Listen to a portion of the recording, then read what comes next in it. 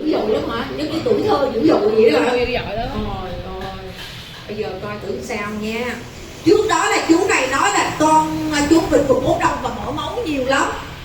Chú nói rất là dữ dội luôn, nhưng mà chú này đã uống được gần 4 hộp rồi, là đủ liệu trình rồi đó. Còn cái mấy hộp nhỏ là đủ liệu trình rồi. Các cô mình xem nè, các cô mình xem nè, vỗ tay chú thấy chưa?